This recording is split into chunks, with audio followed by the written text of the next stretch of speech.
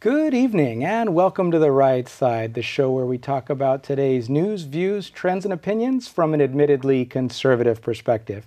I'm your host, Chris Pareja, and this evening we're joined by John J. Miller. He's the director of the Dow Journalism Program at Hillsdale, as well as a reporter for the National Review. John, thanks for joining us. Thanks for having me on, Chris. So, media is obviously an important part of what you do, being in journalism, being a reporter. Tell us a little bit, though, about your backstory and how you got involved in chasing a media or journalistic direction. Well, I've been on the staff of National Review for 17 years or so. I graduated from college, went out to Washington, D.C., and I became a professional writer. After a few years there, I joined the staff of the magazine, which was my favorite magazine when I was in college. When I was 18 years old, I dreamed of writing for National Review, and then I got the opportunity to do it. So I've been on staff ever since. About 4 years ago, I had a great opportunity to go to Hillsdale College in Michigan and run the journalism program there. So I do that most of the time now. That's my day job, as it were, but I also stay with the magazine. So talk to me about the bushy-eyed youth wanting to pursue journalism and the National Review specifically. What were some of the takeaways you've learned from not only being inside the National Review, but looking at competitive publications and kind of what you saw out there? Well, the most important thing about learning to do journalism is you just actually have to do journalism. You need to practice it, you need to do it. You don't need to think about it, you don't need to sit in a classroom and learn about it so much, although we can do a little bit of classroom instruction. You really need to jump in and do it, and start interviewing people and let the experience become the teacher and learn how to tell stories and become better and better at it. And so, it sounds logical, but is that what you're seeing coming out of other journalism schools, or the approach, or is there, do you see any steering of content or the direction or the ways that people should report information, or is it more that old school approach of your opinion doesn't matter as much as getting the correct facts out there for folks? Well, there are 100 different ways of doing it. There are lots of journalism programs and schools, and they do all kinds of different things. At Hillsdale, I'll tell you what we do, which is a little bit different from other places. Number one is journalism is not a major, it's a minor.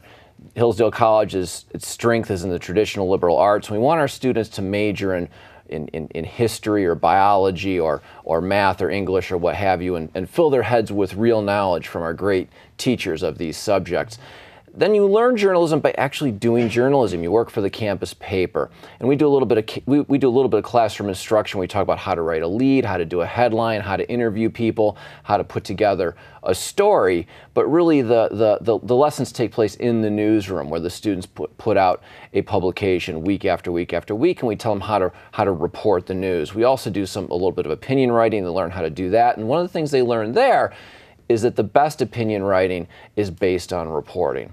You know, in opinion journalism, which is what we do at National Review, one of the first things you learn is that opinions are cheap. Everybody has one. But the way to make yours distinctive, the way to make yours respected and have people listen to it is have it based on fact, have it based on reporting, bring new information to the table, and help people understand what it means. And so how does that correlate with all of the things that are happening where you've got so many more citizen journalists? They're untrained, they're out there, they're spewing the opinions. They don't necessarily do it with facts, or they do it with very skewed facts. How is that kind of changing, or how is the professional journalism community responding to that? Well, it's completely different from what it was a generation ago. When I was in college, and then when I first went into journalism in Washington, D.C. as a professional writer, there was no internet. Right. There was no email. I remember the first time we got a dial-up AOL connection and so on. I remember the first time when I heard there's this thing called the internet that's coming, and then it came, and it's changed everything about journalism. And some of the great titans of the news business we've seen fall. Does anybody read Time magazine anymore, or get Newsweek magazine at home anymore? So much has changed. And you have the barriers to entry have collapsed completely. So that now anybody with a Twitter account can claim at some level, at least a little bit plausibly, to be a journalist. That doesn't mean they're all worth following. Not every blog is good, but a lot of people can get involved. They can try journalism. They can do it part-time. They can focus on city council meetings in their hometown. And if you're following the right people, the right kind of blogs, you get a great amount of information now. It's never been easier to get information than it is right now. It's never been easier to get good information than it is right now. But you're right, there's a lot of bad information out there, and it's up to us as consumers of it to discriminate. Right. Yeah, discernment is something that does become challenging when you've got so much there, and then getting past your own personal biases of, I'm going to believe this because it aligns with my viewpoints versus the others. You see a lot of those kinds of fights manifesting themselves on Facebook because somebody read a blog somewhere from someone of questionable credibility in many cases, and they're spewing. Well, there's a lot of bad information out there. Sure. One of the obligations of good journalism is to set the record straight, to describe what the facts are, right, and so on. And you know, my students at Hillsdale College will hear a rumor on campus, or they'll hear about something that happened, and it'll be questioned, should we report it or not? And one of the reasons I say we got to report this because we need to get the facts straight. If students aren't presented with a story about something that happened on campus, there's going to be a million rumors about what happened. We need to tell the story so that students know. Well, so one of the other interesting things I think that's evolving with journalism now is that you see a lot of reporters that they'll write their article, but then they'll have a completely separate blog post, and so they get the chance to do the facts and the opinions and kind of draw their own conclusions in a slightly different medium. But there's also now more interaction with society at large in response to the things. It's no longer as much of a one-way mechanism. Has gone way past the editor, like the responses and that kind of thing. How do you think that that's going to eventually change the face of media? Well, we're all multimedia now, right? I write for my magazine, but then the articles in the print copy of the magazine will appear on the internet, and I'll blog about them, and I'll put them on my social media platforms and just try and get as many people reading my copy as possible. In addition, I'm podcasting, doing a bunch of other things. You're always trying to call attention to your work, get more eyeballs on what you're doing. And as a component of that, people are responding to it. I used to write a letter to the editor, but now you can respond on Facebook or on Twitter, and so oftentimes reporters will engage with people who are doing that kind of reading. So there's a community that's always existed, because there's always been back and forth with letters to the editor and op-ed pieces and exchanges of views and so on, but now it's very fast, and it can happen almost instantaneously. Right. And so, good thing or bad thing? Or I think it's a good thing. First of all, it's sort of silly to argue whether it's a good thing or bad thing, because it's happening, right, and we just need to deal with it, right? I think it's by and large is a good thing. I can think of all the bad things that are associated with it. A lot of people will post to Twitter or post their blogs without ever an editor looking at what they've done, which is where mistakes get made. Sometimes you write with a little bit more emotion. Maybe you should sleep on that point of view before you put it out there. You want someone with a little bit of discernment to give you advice, or say, do you want, double check that fact? I don't think that's quite right. You want that kind of team approach. That can be a real strength on the one hand. On the other hand, I love the fact that these barriers have fallen down completely.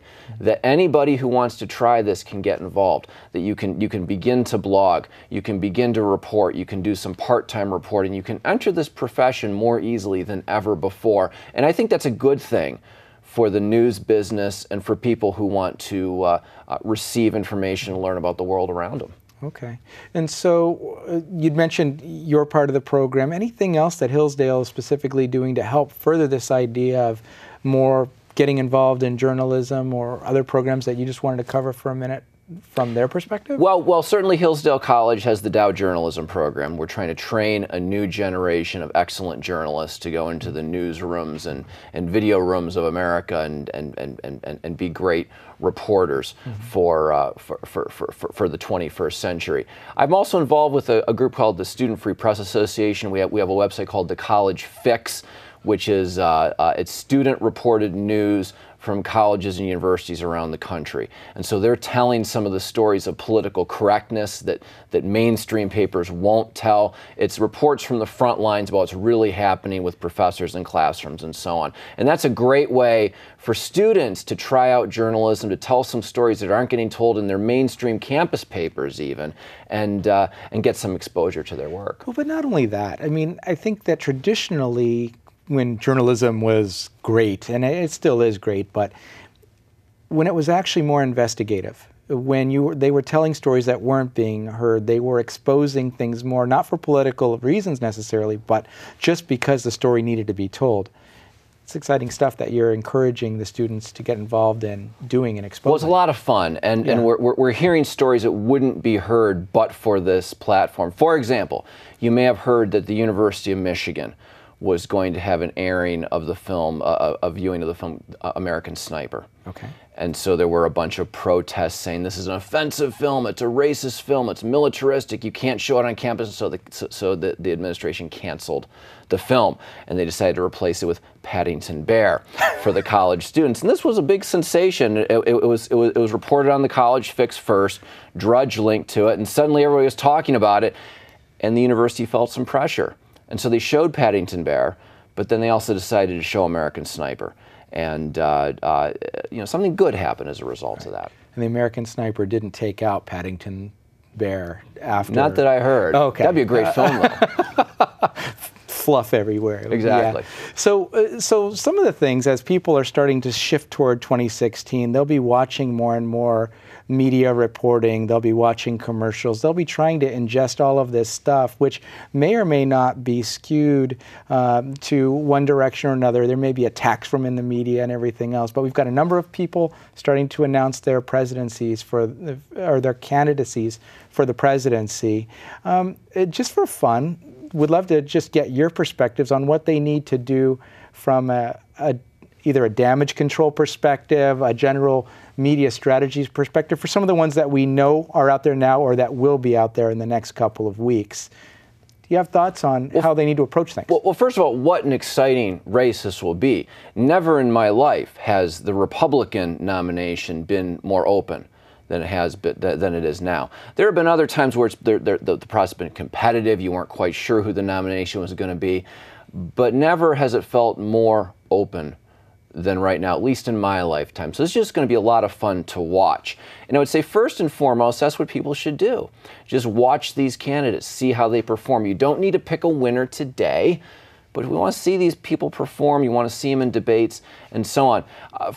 On the other side, the Democrats, never has it been less open. Never, except when there's already someone in office, seeking a renomination. Right. But when there's going to be a new nominee, never has it seemed less open. So Hillary Clinton is the presumptive favorite. She's inevitable, I suppose, until she's not, right? I mean, Obama took her out before. You never know. She has been beaten, right? But this is a little bit different dynamic from what we've seen in the past. And I think for conservatives, for Republicans, it'll be fun to watch and to learn who these people are.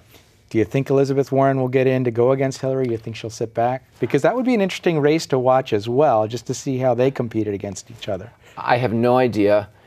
I suspect not. There will be a field of Democrats, but they're not even the seven dwarfs yet, right? I mean, they're almost aspiring to seven dwarf status. That's how she's in such a commanding position right now. Okay. And so on the Republican side, since we're starting to know who those players are going to be, and we're already seeing some strategies coming out and what they're trying to feed to the media. Like, for example, I saw a Ted Cruz commercial the other day that was heavily targeting the evangelicals, not necessarily talking about policy at all. Is that kind of thing wise, or is it wise in the primary versus in the general? Or is it just too over the top, or you're just trying to play to one part of the country? I mean, how would you, from a media perspective, journalistic perspective, respond to that kind of it's hard to say. I mean, I'm not a political consultant. Right. I'm hardly expert enough to tell these guys what to be doing. Evangelicals obviously are a very important part of the Republican primary voter bloc, and that group always seems to weigh in and have an awful lot to say, and they're behind the phenomenon of Mike Huckabee in 2008, Rick Santorum in 2012. Ted Cruz is trying to represent them in this cycle. What we've seen in the past, they tend not to be, these guys were not the nominees, but they become serious candidates. We'll see what Ted Cruz can do there. These candidates should probably just be themselves, though, and talk about their records and try and inspire potential voters. Right. Thoughts on Rand Paul, Marco Rubio, Ben Carson is supposed to be announcing soon. Ben Carson's supposed to be announcing soon. Marco Rubio is the most electric speaker in the group. He's the one that you will like his speeches the best. He will pump you up in that sense. Jeb Bush's record as governor is more conservative than most people recognize. He was an incredibly conservative governor. With the exception of Scott Walker, in this field, he may have the best conservative record of anybody else, although everybody calls him a moderate now, which he would have been shocked to hear. When he was governor, people called him a moderate because of what he did. A lot of people think he's weak on education because he supports Common Core, and that could be a problem for him. But he was a great conservative governor on education in Florida, with school choice, with all kinds of reforms there on racial preferences and what have you. He was a great leader on that issue there, and I think a lot of conservatives should probably give him a look. I think a lot of them are saying, I just wish his last name wasn't Bush. which creates a kind of problem. Yeah, because people are kind of shying away from dynasties and that kind of, which could also be a problem for Hillary Clinton. Absolutely. You know, one of the things that could distinguish this race would be completely new, at least in our lifetimes as observers of this process. Assuming Hillary Clinton is the nominee of the Democrats, this will be the first time that the Republican nominee, if it's not Jeb or a couple of these other guys, would be about a generation younger. Sometimes you see a matchup where the Republican is the elder statesman, you know, the adult in the room, and there's an exciting younger Democrat who either wins or loses. This will be the reverse. It'll be Hillary Clinton, you know, Grandma Hillary, and then maybe a Republican who is about a generation younger. Right. And will look fresh, will seem like has new ideas, will feel younger in a lot of ways. This is a dynamic we've not seen before. And just out of curiosity, from a journalistic perspective, are you seeing trends in issues that are going to be most important to the general population, to voters, in their considerations of these candidates, regardless of what their individual platforms are? I mean, in previous elections, healthcare was a hot topic. I mean, the economy is kind of lukewarm right now. Healthcare, a lot of people are figuring, is settled. Are there any... I think economy is always first. Right. In every election, economy is always number one. How's the economy doing? And what might happen in the future with different visions and so forth. I think that's number one. That's always going to be number one. Number two, healthcare will be a big deal. There'll be a lot of conversation about that. Some Supreme Court rulings coming up may affect the conversations that take place, the political debates take place, some choices that the courts make this summer will have a lot of bearing there. I also think this could be a foreign policy election in a way that often, well, more of a foreign policy election than at other times. Foreign policy is often on the back burner. The troubles in the world right now are so severe that we might not be able to ignore it the way we often do during elections. Voters may have their eye on it in a way that they haven't in a couple previous cycles. I don't know about that, but the world feels like a more dangerous place than it did 4 years ago. And what about, I mean, Obama kind of ran as a uniter and somebody who could close the racial divide and that kind of thing. It didn't turn out to be that way necessarily by the time his term has been over. Do you think that that's going to be an issue for any of the candidates about trying to be perceived as bringing the country together as opposed to ripping it apart? Everyone wants to do that, and Americans actually want that to happen. I think ordinary Americans want to be brought together. They don't want to be pulled apart by race. They don't want recognize these divisions and so forth, but they don't want them to split us in bad ways. I think most Americans want that, and they're going to be looking for messages about uniting us. And no matter what you think of President Obama, his election as the first black president says something very good about the United States. Agreed. The ability for this to happen. I think every American can take a certain amount of pride in that happening. Setting aside maybe his performance as president, that this represents something good about America, and we like to feel good about what our country is. Any things that that people out in the world should be looking at when they're trying to discern who is the best candidate that matches their goals? There's always going to be the conflicting opinions that are going to be injected. Are there any telltale signs that something might be skewed in one direction or another, or that the media may not be playing fairly, or journalists may not be playing fairly? Yeah, it's hard to say. There's a lot of journalists who don't play fairly. Right. What you want to find are sources of news, reporters, and then media outlets that are responsible, that you basically can trust and follow the news through them. Of course, never has it been easier for candidates to speak directly to people.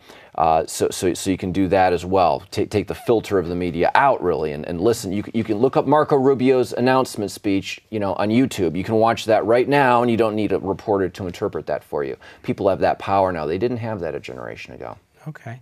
And so then just on the other side of your fence, the National Review side, are you seeing any trends in that direction of news in general that are tending to be more interesting or getting better pickup?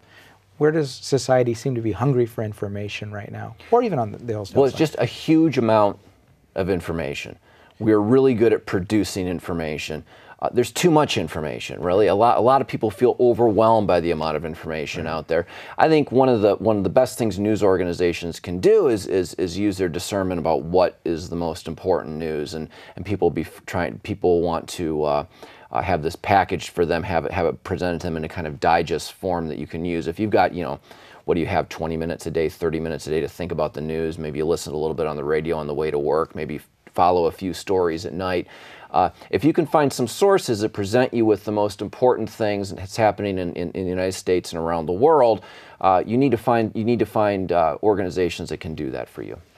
Any examples of those kinds of organizations that would be more or less neutral? So people, one of the things that I've come across a lot of people, because of the information overload, they're going, what is actually neutral? Where can I get facts versus all of the other stuff that's out there so I can make an educated decision? Any outlets you recommend? Or? Yeah, so first of all, there's a kind of cult of objectivity in journalism, but so often it's a kind of phony objectivity, right? That they claim to be unbiased, they claim to be neutral, but really they're not. Right. And every time you put a news story on the front page of your paper, you're making a judgment that it belongs on the front page and not some other story, or is this the top story of the day? You're making judgments all the time. These are not neutral decisions. These are biased decisions. That doesn't mean it's biased for Republican or Democrat necessarily, but you're using your judgment all the time. Bias can creep into it. And the news media, the mainstream news media, as we know, is overwhelmingly liberal. So you see that reflected. The New York Times, the Washington Post, the San Francisco Chronicle, the San Jose Mercury News, overwhelmingly liberal. Yes. So this is what you will get. They will often report facts. You can learn things about what's happening in the world, but you should look at some alternative sources as well. National Review, the Wall Street Journal editorial page. Real Clear Politics is a great news aggregator website. There are lots of places you can go to get different perspectives. And I think informed people don't want to get one point of view. They want to get lots of different points of view. They want to hear from people they agree with, but they also want to test their ideas and hear them challenged. And what is the other side saying? You want to learn that. That's never been easier to do than now. Right. And so we just have a couple of quick minutes left. Talk to us a little bit about how people can find out more about what you're up to at Hillsdale. Website? Sure. So Hillsdale College, small liberal arts college in rural Michigan. We have a website at hillsdale.edu. I have a personal website, which is heymiller.com, which is like you're shouting at me, Heymiller, Heymiller.com. I post all of my articles on there, so you can follow what I'm doing for National Review, my podcasts, my freelance writing. That's a way to keep up with what I'm doing. Okay, and so that was the answer to the second question, was how do they find you at the National Review? But heymiller.com, you said? That's it. Is the fastest way. That's it for my stuff, and of course National Review is a great website, a great publication with lots of fantastic writers, and that's nationalreview.com. Okay, excellent. Well, John, thanks for joining us this evening. If you hold on for just a moment, we'll be back after a word from our underwriters, the Conservative Forum.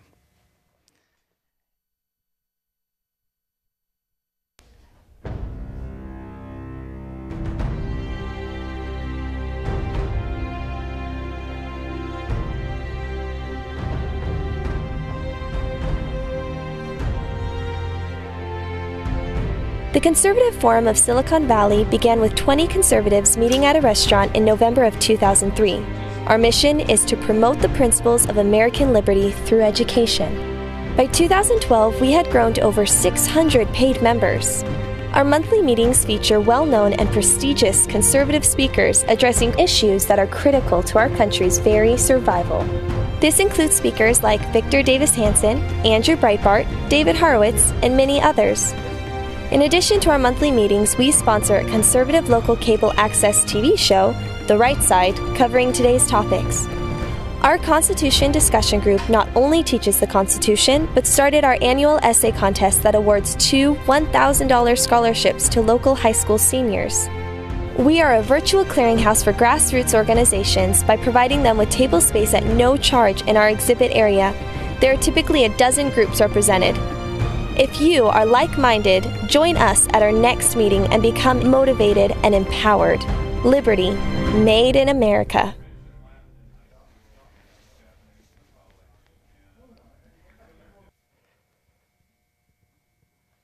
Welcome back to the right side. That was a word from our underwriters, the Conservative Forum.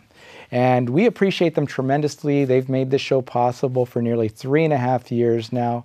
But we're actually not the reason that they're best known. They're best known for their speaker series. That's one of the reasons we were blessed with having John in the studio this evening. He'll be speaking just a few minutes from now in Mountain View at 432 Stearlin Road, right here in Mountain View at the Portuguese IFES Hall, because he's the keynote speaker for this evening. In May, we will be joined by Colonel Alan West. And then in June, Jim Garrity from National Review, a colleague of John's, will be addressing the group that night. If you'd like more information on the Conservative Forum, you can find it at conservativeforum.com. Shows are normally 7 o'clock, second Tuesday of each month. But in closing, John brings up some interesting points about the way things are going in journalism and the ability for you to get involved and to, first of all, being able to discern and consume the information is one thing, but being able to do your research and go out and actually present your side of the story is another option that may be available to you. And it can have tremendous power if you take advantage of that tool. So look him up directly at haymiller.com or find out more about the program Hillsdale offers at hillsdale.edu. We'd like to thank you for joining us this evening. Go out there, get active, do something in journalism or beyond. But if we don't see you either on the show or in person sometime soon, we appreciate your time here tonight. You can reach out to us at therightsidetv@gmail.com or by contacting the studio. Thanks again for joining us. I've been your host, Chris Pareja. This has been The Right Side.